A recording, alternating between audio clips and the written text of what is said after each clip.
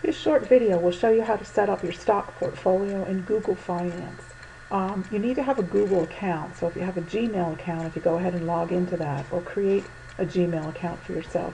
And then once you've logged into Gmail, open a new window and type in www.google.com/finance. And the first thing you'll see when you go to this page is it'll show you some information about the different markets. And what you're interested in is the portfolio tab over here.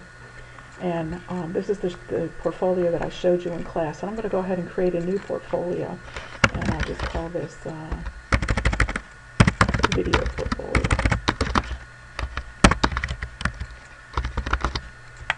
And then I want to add some stocks to it. So I'm going to go down here, and if I know the stock symbol, I could type that in. I'm going to select a couple. I'm going to do Ford Motor Company. So if I type in Ford Motor Company is a really old stock, and it just has an F as a symbol. And you notice here it's on the New York Stock Exchange. I'm going to go ahead and add that to my portfolio.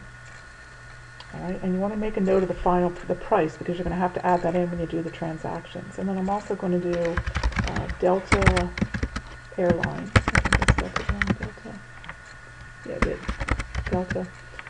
Delta Airlines here, also on the New York Stock Exchange. And I'm going to add that. And then I'm lastly going to do the Google stock.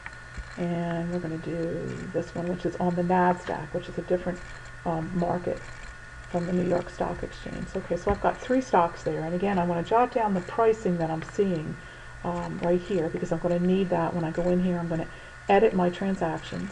And I'm now going to put in some buys. So I'm going to go ahead and buy stock today. I'm going to buy, let's say, 200 shares of Ford.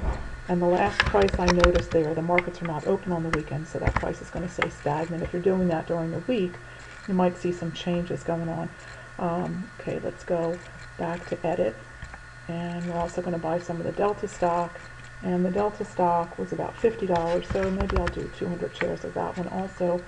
And the price I noticed was 50.56. And don't worry about the commission tab over there. And then the Google stock I'm also going to buy today. It's kind of expensive. It's $500. I'm just going to buy 20 shares of that.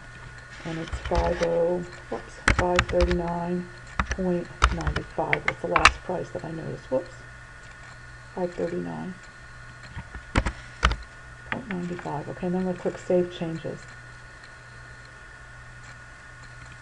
Okay, and now, oops, didn't mean to do that. Okay, so here's my overall portfolio right now, and it's a total of about a little less than $24,000. Now, I would like to save these initial numbers here, and I'm going to go ahead and go download the spreadsheet. And it comes up over here, and I'm going to save the information like this. Looks like there was already a change in some of my stocks here. And I'm going to go ahead and put today's date here, January 24th. This is when I started my portfolio. And I know I want to keep, I'm actually going to delete these rows here because they're not very useful. I'm going to save this particular spreadsheet because it's got what we call the cost basis. And if you go ahead and you add up these cells right here, I'm going to go ahead and take a sum of those cells right above here. 1, 2, 3. And if you notice, that's going to come out to be about that $23,000 number that we saw. So this is the value of my stock portfolio as I begin this project.